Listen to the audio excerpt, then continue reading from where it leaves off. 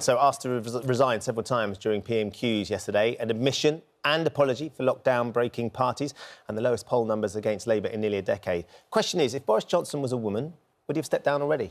I guess what we're asking is, do men get an easier time in politics? We're joined by political journalist and broadcaster Isabel Oakeshott, who thinks we salivate over the downfalls of female politicians, and also former Conservative Cabinet Minister David Mellor, who believes that's absolute nonsense.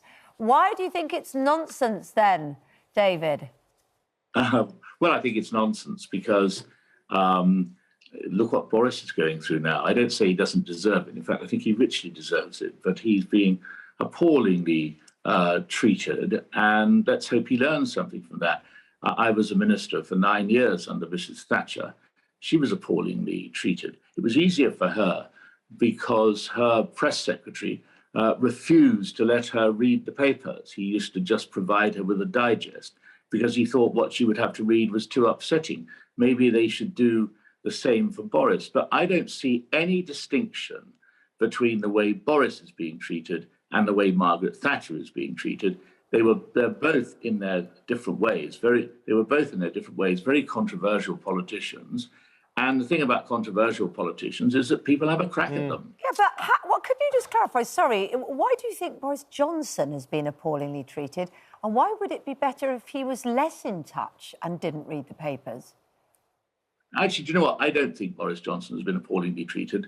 If I ruled the world, Boris would not be Prime Minister of this country. But I think, to be fair, one has to say it cannot be much fun being Boris Johnson or Carrie Johnson. I hope the gold wallpaper is some consolation as they stare at it, misty-eyed, having read the latest lot of abuse. And, of course, the difference between them and Margaret Thatcher is all the internet abuse, which, of course, wasn't a feature in those days. Very different media landscape, isn't it? Isabel, do you think if Boris Johnson was a woman, he would have stood down already or would have gone?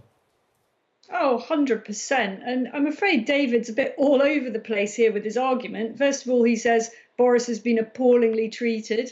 I thought that was an extraordinary comment. And now he says, actually, he hasn't been appallingly treated. I mean, the reality is that the female equivalent of Boris Johnson would never have got anywhere near number 10 in the first place. Let's start with looks, shall we? Because unfortunately, with women in politics, it always starts with looks. Can you imagine a female politician getting to the top of the Conservative Party and then securing the most powerful position in the country, looking like Boris Johnson, not bothering to brush your hair to show some respect for voters, heading out into the public without your shirt tucked in at the back and wearing a ridiculous beanie hat? I'm afraid it just wouldn't happen. Well, first of all, sorry, carry on, when David.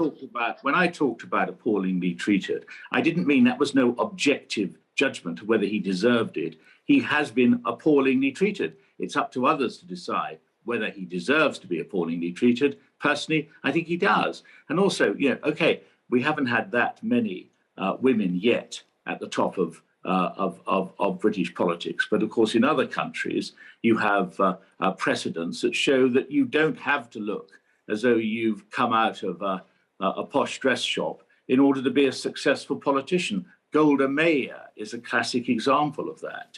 Her hair was never in any kind of good state, but she was the right person for Israel at that time and was hugely respected both within Israel and outside of Israel because of that. Isabel, what we know about Boris Johnson is that he led the Conservative, the last election, to a huge majority. He is known as a election winner. He's been successful over many years in that capacity. Is that going to be enough to keep him in his position? And would that have been enough if he was a woman as well, to carry that sort of majority, to have that sort of power within the party? Well, the question that Tory MPs ask themselves is whether he is still that winner or whether he is an electoral liability. And we know from the outcome of the most recent by-election that voters in what was once a strong Conservative seat, had been held by the Conservatives for 100 years, did not consider Boris Johnson electable, or rather his party. Of course, they were voting for a local candidate, not the Prime Minister. So that's a question that Tory MPs will be asking today. I'm convinced that if Boris Johnson were a woman, he would be out by now. He would have stepped down, not least because women tend to self-doubt more and hold themselves to much higher standards, I think, in politics. They've generally had to work a lot harder to get to that top spot in the first place. And I just don't think in any case that they would have got themselves into this difficulty in the first place. I can't imagine Theresa May, for example, having such an extraordinary case of misjudgment, not just to preside over one party, but a whole series of parties in Downing Street, whilst using the full force of the state to tell the rest of us we couldn't. I'm afraid we're going to have to leave it there because we're out of time, but it's good to see you both this morning. David and Isabel, thank you for joining us.